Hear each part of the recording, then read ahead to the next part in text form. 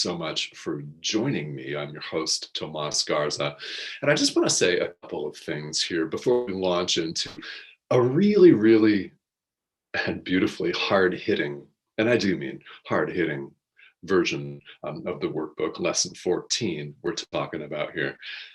I just want to thank you all for tuning in and for all of the love that you've shared for me and for my wife, Cindy, who joined me yesterday.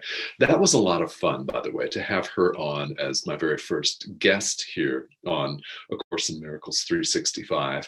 I will have other guests on, and in fact, I've already spoken with some people, and we're going to have some additional points of view in here, which I think is really handy. It's really helpful because A Course is a self-study curriculum. I mean, it's a self-study course. This is one of the things that to me is so appealing about A Course in Miracles, is that it's not a religion. It's not a dogma. And Jesus is not saying, here, you must do this or else. There's no threat of eternal damnation or punishment associated with it.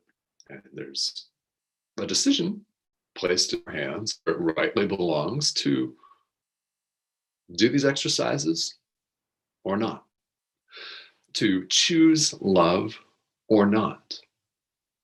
The Course says in the text and the workbook in many different places that we have free will. We have free will to exercise free will, and God does not force us to do things his way or any way at all. Jesus does not force us to remember to do all of the workbook practice periods. I mean, of course, we're going to forget some, we're going to skip one or two. Who cares, right? Who cares? Our free will is not violated. We have the free will, so it's up to us to choose. It's a beautiful thing. It's all in our hands, in other words, as far as the choice. Once we make the choice, then of course it's all out of our hands. And we'll talk more about what is meant by that, but really this is what's meant in any spiritual tradition by allowing and letting go, releasing control. We run around in life with a very dark and obsessive need to control, to manipulate, to orchestrate every single situation that we find ourselves in. How's that working out for us? You can look at your own life. I hope you do, suggest you do.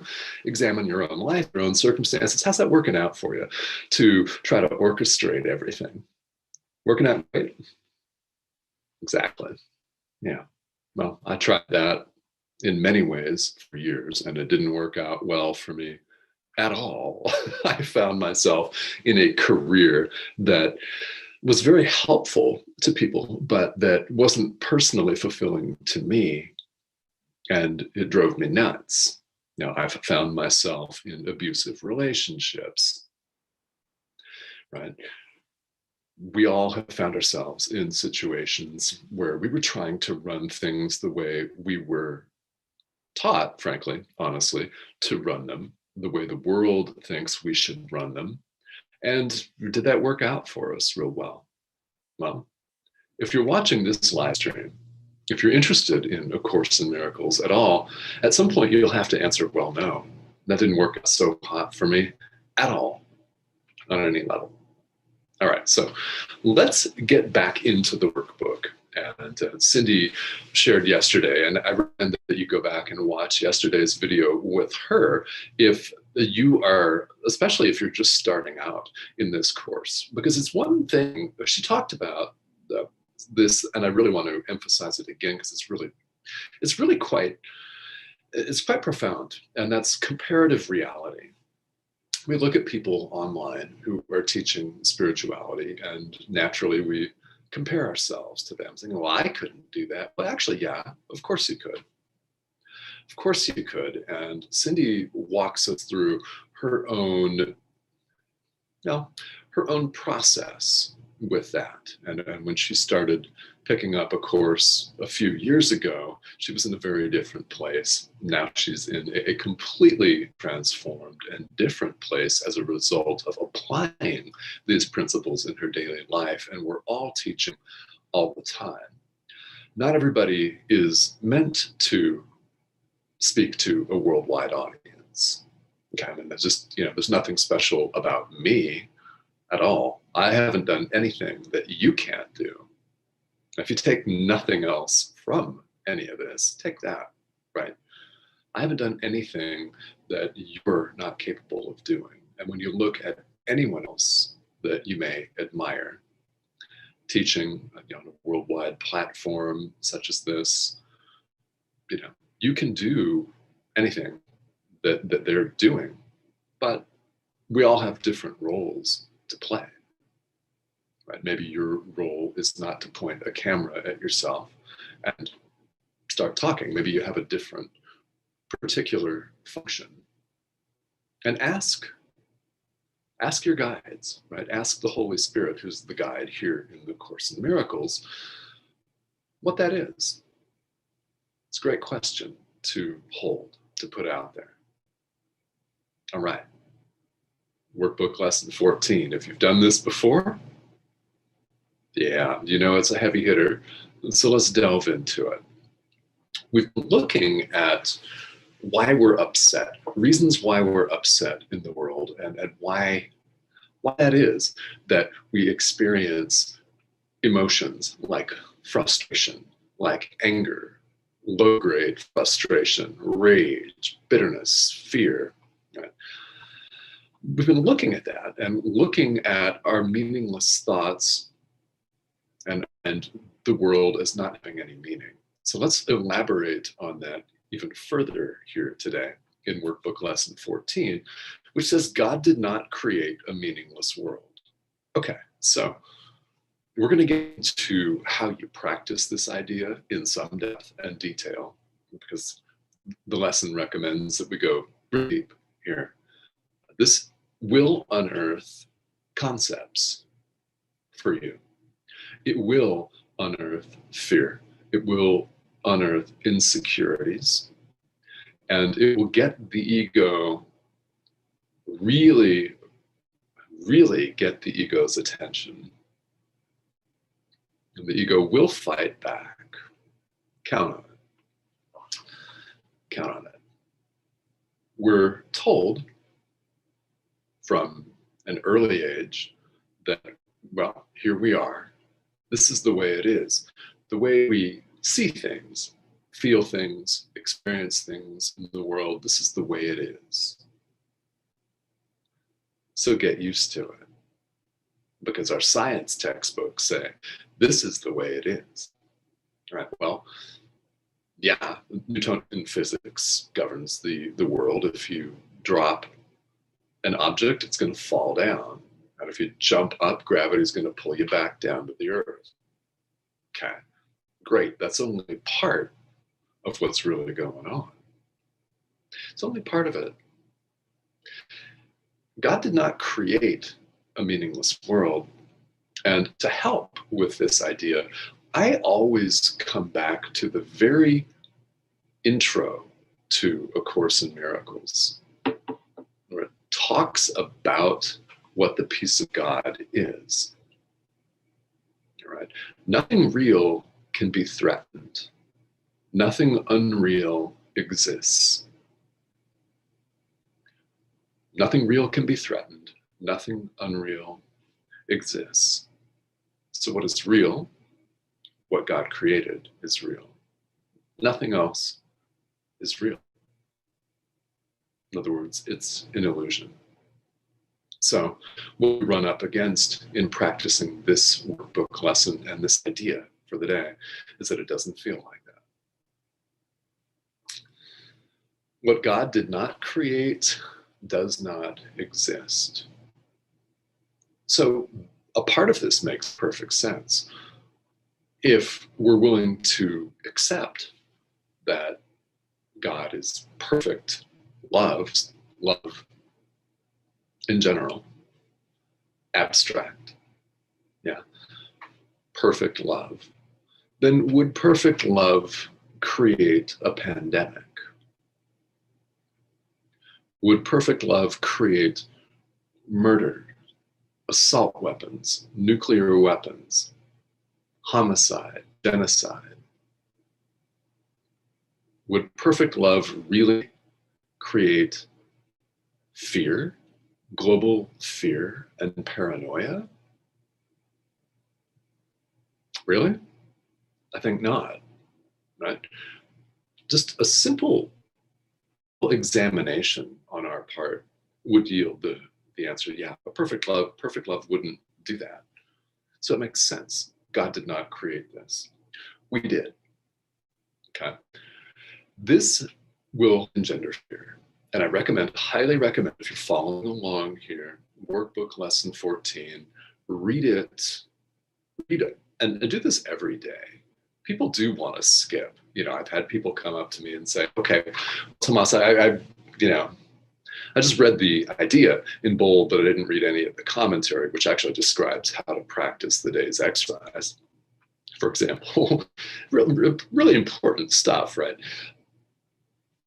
I just don't resonate with it, so I didn't read it. Well, read it, please. Read it, because this is really foundational. It's really fundamental. God did not create our predicament. We did. Spirituality is not all rainbows and unicorns. It's not positive vibes only. Positive vibes are beautiful, but it's not what the whole journey is all about 100% of the time. We've got to look at this stuff.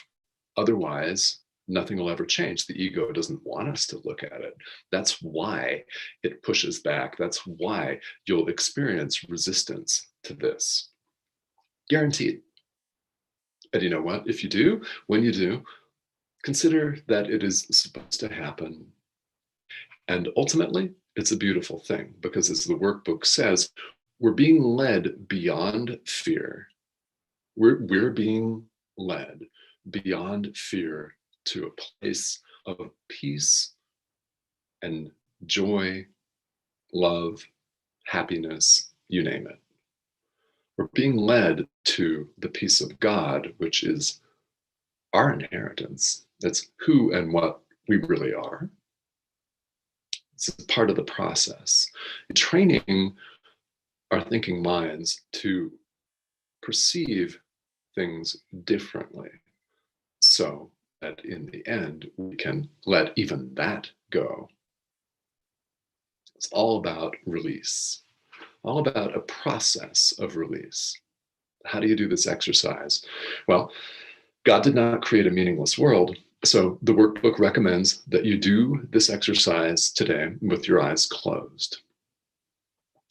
And think about all of the horrors in this world, okay? Whether they're happening collectively, or whether they're happening to you or someone that you love, or even if you are afraid that they will happen to you or to someone that you love, or to the world collectively. So the workbook gives several examples here in italics. With your eyes closed, say to yourself, God did not create that war, and so it is not real. God did not create that airplane crash, and so it is not real. God did not create COVID-19, and so it is not real. God did not create riots, so they are not real. God did not create that car accident, so it's not real. And it suggests that we go into detail rather than illness, say COVID-19 or cancer. God did not create that cancer, so it is not real. God did not create that heart attack, so it is not real. And at the end of the exercises, repeat, God did not create a meaningless world. Because God didn't create it, it's not real, period. Now, you can feel the ego resisting this. That's that voice in our heads that say, oh no, wait a minute, now wait a minute. I had this happen to me. It happened to me, it was real. Was it? Was it in truth? That's what we're going for here in A Course in Miracles. It's a thought system designed to change our minds and get us really thinking a different way, to perceiving things a completely different way. It's the exact opposite of how we were all raised, unless you happen to have been raised in a deeply, deeply spiritual house by parents that took this workbook or some other non-dual philosophy 100% to heart and taught you from that standpoint. And if that's the case, well, I'm very, very happy for you. That was not my situation. And I'm sure it's not the case with most of you. The ego will push back. Now, it'll push back on this and say, yes, it's real. Yes, this pandemic's real. Ultimately, no, it's not. God didn't create it. And search your own heart, your own feelings if you're doubting this, right? Does perfect love do anything other than love? No, it doesn't. Love extends itself. That and only that. That and only that. All right. You may wish to spend some time on these exercises as well. And as you've seen, I'll be having special guests on here, so I'm not running through the workbook a day at a time for 365 days. It took me longer than that to get through it on this live stream with you. So if at any point, these are all going to be available on EWN's YouTube channel. They're available on my personal Facebook page, Change Without Limits. So all of these will be accessible to you. And if you want to spend more than one day on a given workbook exercise, I invite you to do that. In fact, the workbook itself says you may wish to do that because some of them you may find that you want to or need to practice more than once. I've found that each time I've gone through the workbook, in fact, I've found exactly that I've needed to spend more time with a lesson, either because it really deeply resonated with me and I felt I needed more practice, or I wasn't quite getting it. And I thought another day, another 2 days might really help. This is part of the beauty of this whole thing is that it's self-study. It's 100% self-guided. You know, you can spend more than one day on a lesson. You most definitely can. Okay, so let me take a look at some of the comments here while we still got the live stream running. And thank you all for joining me. I love each and every one of you, and the fact that you're here joining me is very, very important to me. It's one of the things that I really want to do is just turn this camera on and show up and share my experiences with you. So, all right, so a couple of, and hello everybody. So a quick question here, yeah, hope, right, so what happens when we know that God did not create anything but love? What then? Well, that's a starting point. I love this question, yeah. What then? Well, we have the present moment. That's all we've got. It is right now. And we have a choice right now. Are we choosing love or are we choosing fear? We have that free will. As we've seen, God won't violate that free will by forcing us to choose love. Won't happen. And, you know, our own experience would tell us that. So what we have is a choice right now in the present moment to choose love, whatever that looks like in the moment. And you have to ask the Holy Spirit, you have to ask your guides. And if you're not familiar with A Course in Miracles, if you have other guides or spirit guides, angels, whatever that looks like for you, ask them, what am I to do in this situation? The Course teaches the same thing, that you give control of the situation over to your guides, to the Holy Spirit, to a higher power.